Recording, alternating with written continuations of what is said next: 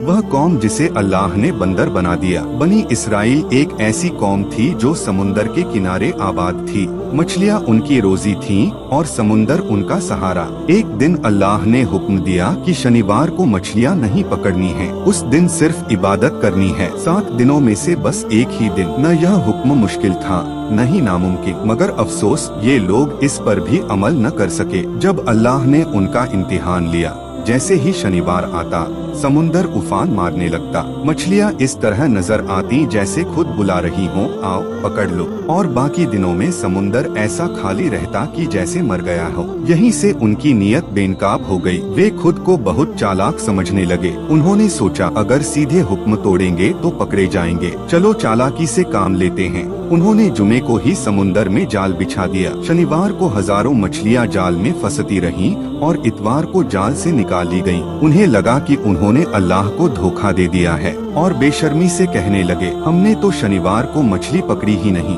यह सिर्फ नाफरमानी नहीं थी बल्कि खुला फ्रेब था। और याद रखो, अल्लाह फ्रेब में नहीं आता। उसे मिट्टी के एक जरे की भी खबर है। जब हद पार हो गई, जब नसीहतें बेअसर हो गई, जब शर्म मर गई, तो अल्लाह का हुक्म आया, कुलू किरदुत्सिन खासीन रुस्वा बंदर बन जाओ। और एक ही लम्हे में चेहरे बदल गए, आवाजें बदल गईं, शक्लें बिगड़ गईं। वे इंसान थे मगर बंदर बना दिए गए। 3 दिन तक वे अपनी रुसवाई देखते रहे और कुछ ही दिनों बाद खुद ही हलाक हो गए। यह कहानी सिर्फ बनी इसराइल के लिए नहीं है, यह हर उस शख्स के लिए है जो अल्लाह के हुक्म को कानूनी रास्ते निकाल कर तोड़ता है। याद रखो, अल्लाह को धोखा नहीं दिया जा सकता। बेशक मेरा रब हर चीज पर कादिर है।